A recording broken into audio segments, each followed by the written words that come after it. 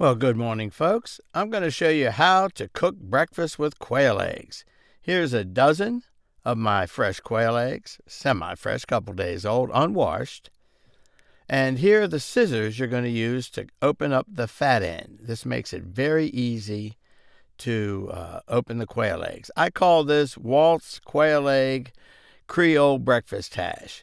So what I'm going to do now is I'm going to wash them. If you don't wash them, the eggs will probably last 3 weeks out of the refrigerator. Once you wash them, you either need to use them, or refrigerate them, which is why you refrigerate your your chicken eggs that you buy at the store. They've already been washed.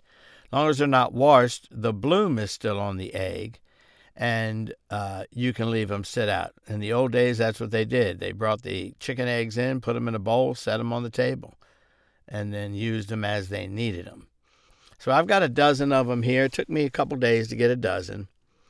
And I'm going to wash them all off. You can see my wife in the background there. Here they are, 1 dozen eggs. It takes about 3 to equal 1 regular egg. So this is effectively 4 eggs. It's not quite, but it is. It's probably 3.5 eggs. All right, so the next thing I'm going to do is I'm going to start using the scissors. Just want to show you how it works. Hopefully this works in the video. I'm trying to figure out how to show it to you so you can see. You want to put the fat end up there in the hole. I don't do this very well as far as the video goes. Not the thin end. You want the fat end. And you just cut. You snip it. Come on, Wally, snip it. There you go. The top comes off the egg, and you just pour the egg out. They probably need to invent a set of those for chicken eggs. The egg pours right out.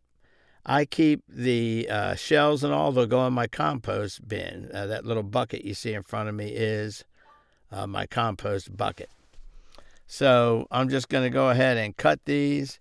If I knew how to fast forward this beast, I'd go ahead and do it. That's not something I know how to do yet. So until then, you'll just have to bear with me while I get all these things cut. But I'm going to call this a Creole breakfast hash because I do use Tony Satier's Creole seasoning in it. So I get all the eggs cut up in here. And let me see what I'm doing here. I had one that came out on the plate. Putting it back in. Okay, they're all cut. Dumping the shells in my compost bin. I take this out to the bigger compost bin. Actually, as the farm goes on, I'll show you. I'll have 2 separate sections. A small compost and then a big one where everything goes after it's fixed up a little, after it's composted for a while. All right, there's my dozen eggs. Those were the scissors. Highly recommend them. I think I got 3 pair for $8. They're very cheap on Amazon. I don't have a link. There are the eggs. They look like little teeny robin eggs or something. They're not. And once you mix them all up, you can't tell the difference between them and any other type of eggs. So the next thing we're going to do is start preparing for the rest of the meal. Okay, I've gone to the refrigerator. I make my breakfast hash, my Creole breakfast hash with salsa and salt and pepper, and grated cheese. So the amount I use, and I'm just figuring out how to do this video, folks. I'm looking back at the camera and saying, nobody can see anything I'm doing. And so I'm going to have to switch hands and do, there we go, Wally. Do it with the other hand. I actually get a little too much in there, but the good news is you can't put too much salsa in the eggs. So I put that in. I only had a little bit of sharp cheddar grated cheese left. So I end up using the whole thing. You don't have to. All of this will be dependent on your taste, of course. My wife and I like cheese, and there was a little left. Didn't want to stick that back in the refrigerator. She is going shopping today. And now we're going to do the salt and pepper. That's the Himalayan pink salt. Oh, my goodness, is that great. We've watched some stuff on salt. Don't know that there's any substantial difference. Regular salt, iodized salt, is salty or tasting. So a little cracked pepper, the salt. We take the fork and we do the obligatory stir, get it all mixed up. And then we're going to be ready to start cutting up the other goodies that will go into it. There's going to be onion, potatoes, and ham. And I know I don't have to walk you through all this, so I'm going to be cutting and chopping this video up a little bit more so you're not tortured with it. Again, you can see the ham. You can see the potato. I'm going to peel the potato into the compost. I'm showing you the compost because that's really a great idea for a little farm. We got that. My wife got that compost bucket there online. It's been absolutely great. If I had any good common sense, I'd put a link to it in the bottom, but it is on Amazon. You're looking at a picture of it, and I highly recommend it if you do your own composting. All right, the potato's done. There's a piece of ham. We'll be using that also, left over from Christmas dinner. Next, we're going to do the onion. I usually use a half of an onion. Now, I'm only making this for 2. Realistically, what the amount I'm making here, if you had toast and anything else with the breakfast, it would probably feed 4. Now, watch me attempt to not cut my fingers off, and that would be very good. So I'm going to use about a half an onion, and I try to slice it up as small as I can. It's not diced completely, but it is sliced small. My wife loves onion. I like it too. So the onion will be the next thing that's going in there. What I'm going to show you now is I'm just cutting on the stove. I cook at about a 5 on the stove, doing my best to attempt to show you that. Getting it heated up and getting it prepped so everything doesn't have to wait. Then I'm going to just get the pan slightly oiled. I will use this olive oil a number of times, extra virgin olive oil from California. This may not be the absolute best brand, but it is the brand that we can afford right now, so it is the brand that we are using. So get that in there, and then I'm going to go back to chopping up the onions and getting them prepared. So we'll take a break here and move you on to the next section. Okay, we're just about done with the onion here, doing everything I can not to cut my thumb off.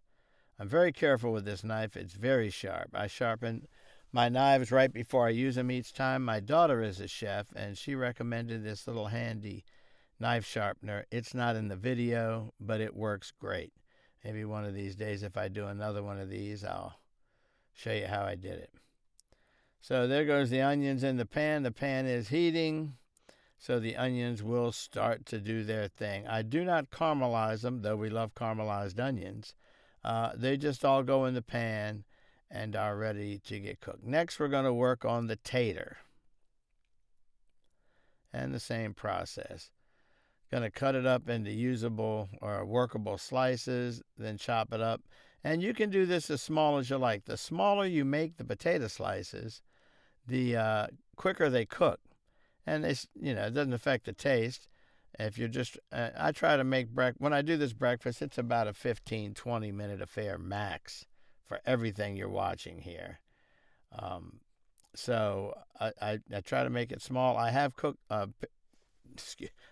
them up larger in the past, and it just takes longer to cook and to no particular advantage. If I'm just making hash browns, I might cut them up into bigger chunks. Usually when I'm doing that, I've cooked bacon first, and then I'll cook the hash browns and onions separately. But this is going to be mixing the eggs with everything. Sort of a homemade cheesy omelet, but I call it hash. I have no idea why I call it that. All right, so there's the potatoes. The next thing we're going to do is cut up the ham and get it into the pot, and we'll be ready to go. All right, I've got this little chunk of ham left over from Christmas dinner, which was wonderful, by the way. This was one of those regular, I don't know if it was what's the name of that ham company, Honey Baked or not, but it was a pre-sliced ham, and it was delicious. Same thing here. I'm going to show you now what you normally do is you eat a chunk of it, because I can't stand just looking at it and not eating it. And now I'm just going to quickly slice it up and get it in the pan also. All right, the ham is sliced in the pan. Now it's time to add a little bit more oil to the mix before we cover it.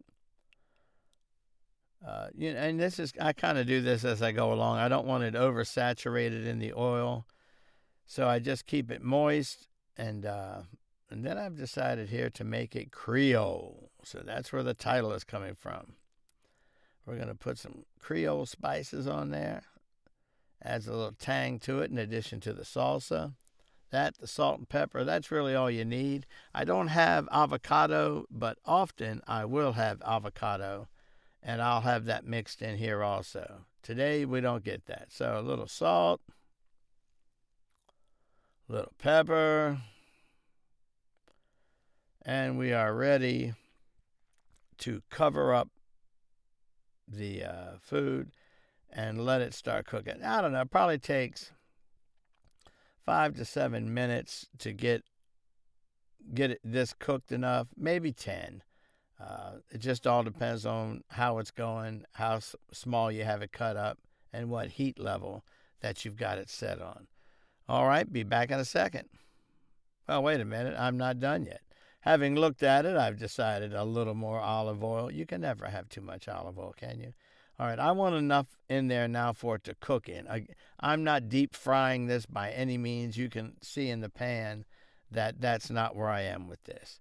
Mix it up one more time, just making sure that there's enough moisture on the bottom so it's not going to burn. And then we'll be ready. I guess I'm a ham. Saying wait, I'm going to put the top on, the lid. Okay, and it's going to start doing its thing.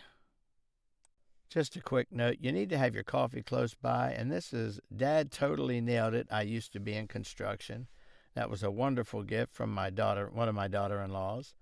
Again, just pick it up every now. Probably do this 2 or 3 times in the course of the entire cooking process. All right. We're about ready to add the eggs. Things are looking just like I like it.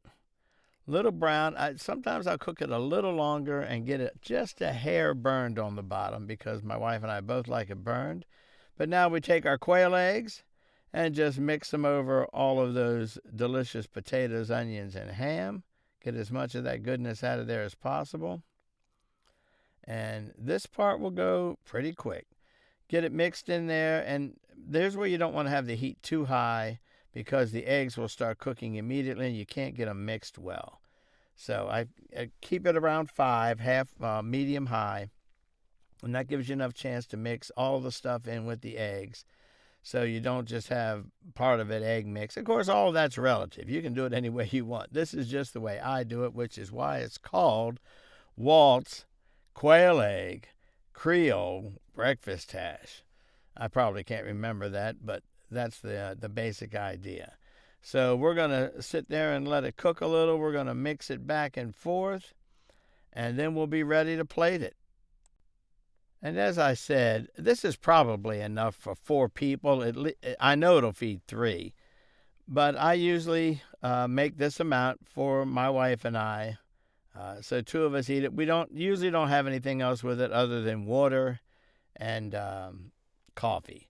But as you can see from the pan, you could easily divide that up 3 ways. If you had toast and anything else with it, you could probably make it 4 servings with a dozen quail eggs, 1 potato, a half an onion, salt and pepper. I mean, this is a pretty inexpensive breakfast. And it's delicious. It'll stick to your ribs. And I've been doing it for some time, and I can honestly say we love it. So now we're getting ready to plate it. We're ready to go, folks, onto the plate. And this is a little difficult here, trying to figure out. I want to give her almost half, but not quite as much as me, so I'm not overstuffing her. She doesn't want to be overstuffed. And there it is, 2 plates, quail eggs for breakfast. It's great. Have a great day.